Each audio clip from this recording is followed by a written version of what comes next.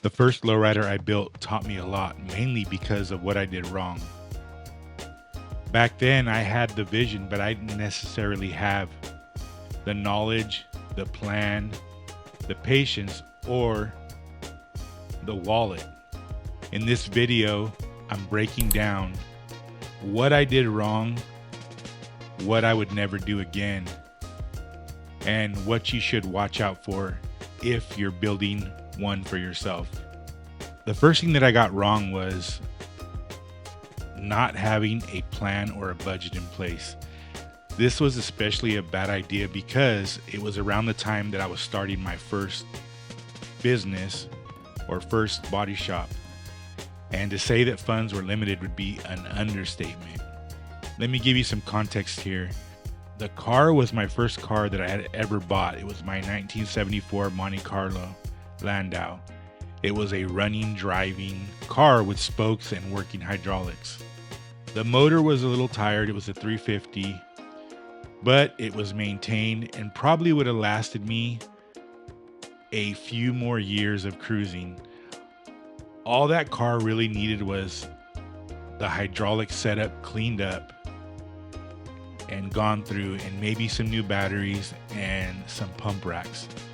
The setup that I had bought for my cousin from his retired 77 Monte Carlo Lowrider from the 80s, everything worked. The only problem that I had was I had one of the OGs in my neighborhood set everything up for me because at the time I didn't know how to set up hydraulics. And I went the cheap route and I had him just bolt the pumps to the floor of the trunk, and I didn't have any battery racks, and the batteries were just kind of floating around in the trunk. I'm actually very surprised that I didn't break a ball joint going 60 down the freeway, because I used to hop it on the freeway and all over the place, and I didn't have any reinforced frame or reinforced A-arms. In fact, when I remember when I started taking that car apart, one of my friends is like, "Hey, look at your A-arms," and the upper A-arm, the ball where their ball joint was at, was just like bent. So I'm surprised that I never had an electrical fire because the batteries were just kind of sliding around in the back, and I'm surprised that I didn't break anything. With all that said, I would have been better off probably just beefing up the suspension, putting new ball joints and new tie rods and everything, and reinforcing everything and cleaning up the setup, building some battery racks, and getting the hydraulics back in order. But no, what did I do? In the middle of opening a shop or having my first shop, I tore the whole car down, motor tranny out. I bought a bunch of used sheet metal from the wrecking yard. My sheet metal is pretty decent, but I found some good parts. Like I found some nice fenders and a nice hood to put on that car. And I did complete bodywork and paint, built the racks for the hydraulic system, painted everything candy tangerine. The main problem with this is that I had no idea what everything would cost or even how long it would take, and the work that was required to do everything and make it happen, because I had no plan. If I would have actually sat down and sourced the parts and did a budget for the build and came up with a plan, I would have realized that I didn't have the money to redo the whole car.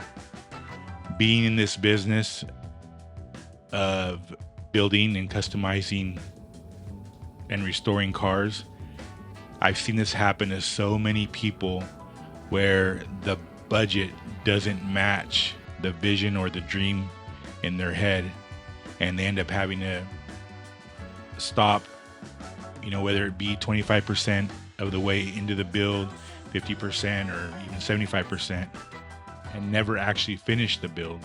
This ties into my next mistake that I made, and that was not doing the research on what it was going to take to do the job right the first time. I ended up having to paint the car twice. The mistake that I made that caused this was using darker flake over a light base. When spraying the car candy the first time, I used a dark red flake over a gold base, and instead of having that nice sparkle from the flake, what I ended up having was wherever the flake didn't land flat on the surface and they kind of stood up, it looked like dirt specks. So the whole car looked peppered with dirt, but it was actually the flake because the flake was actually too dark. I always tell people when I am doing or recommending doing metal flake now is always pick a flake that's lighter than your base coat, because even if the flakes kind of stand up or land on end, they're gonna reflect somewhat. It might look a little, dirty, or like the specks might look a little weird in some areas, but it's way less noticeable or not noticeable at all when it's a lighter flake over a darker base. Even in the manuals for like House of Color or whatnot, it'll say to use a lighter flake, or even use a black base and put the flake over that, and that's how you get the most reflective surface, right? So that was mistake number 2 that I had made on that car. So I ended up having to do that car all over again because it just looked terrible. The third thing, or the third mistake that I made on building this car, was thinking that everything had to be perfect. Just by kind of nature and my upbringing, I was a perfectionist. I still kind of am, but I've adopted the motto, done, not perfect, because nothing is ever going to be perfect in the world of custom restoration, custom building cars, or custom paint. Even when you think it's perfect, you're going to find minor things that you will only know that are wrong with a build, a paint job, or whatever, right? But what killed this project in the end was thinking that I had to have everything brand new chrome. The car was painted. It was probably one of my best jobs I had ever painted, ever. I mean, a lot of people that know me, that seen the car, and the crazy thing is I never took any pictures of this car, right? I didn't take a lot of pictures, period, of my work. When I did, it was of other people's projects that I did or whatever for social media, because back then social media wasn't really a big thing. That was like back in the MySpace days. So I didn't take any pictures of this car, but the people that seen it, that knew me, that were close to me, or that came by my shop often said that was probably the best car that I had ever done. And sad to say that I ended up selling that car in paint for like $2,500 because it was a basket case. Basically, it didn't have anything bolted back on. The engine was in. I ended up going through the motor, and it had a brand new engine. I ended up putting the tranny back in because the tranny was good, just kind of cleaning it up and painting it. Ended up just cleaning up the frame and undercoating it and painting it. And the car was sitting like that for probably a couple years before I got tired of seeing it in my driveway undone. I tried to put a car cover over it because it was candy. It was sitting outside. All I had left to do on that car was basically paint the bumper fillers. If you know, on those Monte Carlos, they have bumper fillers that go under the bumper, right? Bolted to the fenders and the quarter panels. And paint a few pieces, trim pieces, and probably just polish up on those cars they have rocker panel trim.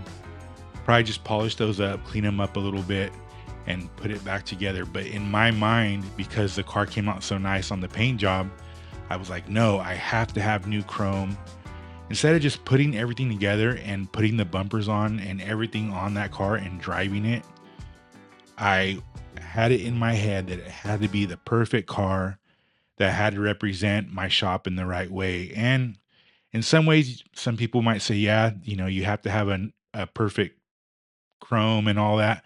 But in reality, all I had to do was put that car back together, clean up the chrome, polish some things, maybe by hand with some aluminum polish or whatever, or stainless polish, and drive that car, put all the hydraulics back in. Another thing was that because like my dad helped me on the build as far as the motor, he helped me with the motor. My dad was my dad was an automotive machinist, so he had access to all the machine work to do the motor. He had the motor machine for me, helped me put the motor together, or put it together for me, and helped me put the motor in, get it running and everything. But because he despised lowriders and he was kind of more of like a hot rodder type person, he liked muscle cars, or he was into muscle cars. And because I felt some type of loyalty to him for helping me, and he was always kind of in my ear saying, "Oh, don't put hydraulics on this car, drive it the way it is." I second guessed myself and I started taking the hydraulics out. So another thing is, go with your instinct when you're building your car. If you want to do a certain type of car, like I wanted to build a lowrider out of that Monty, then build a lowrider instead of listening to everybody else in your ear telling you, "Oh, you should do it like this," or "Oh, you should do it like that."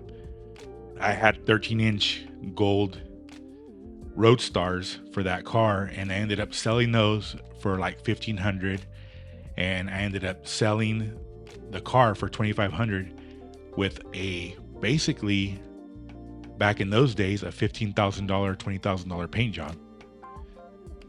So that build never came to fruition. It was about 75% of the way done, and it got scrapped. It got sold. I guess the moral of the story is always source your parts, especially now because we have the internet. We can go online and see what everything's going to cost.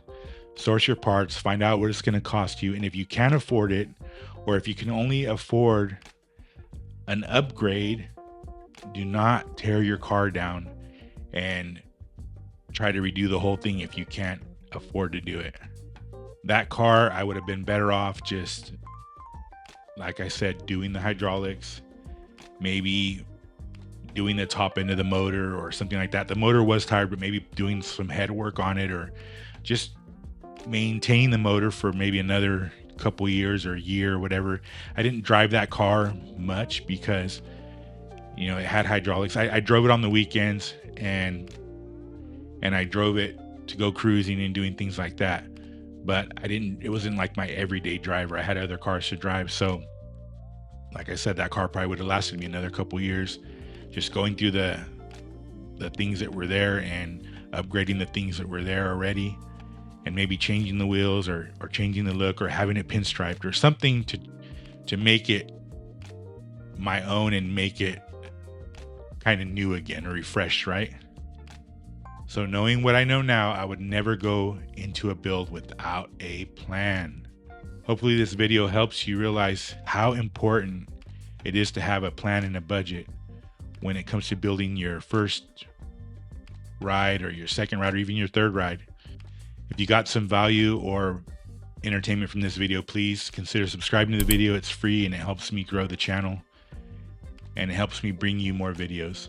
And don't forget to hit that notification bell to be updated whenever I drop more videos. All right, I'm out. Peace.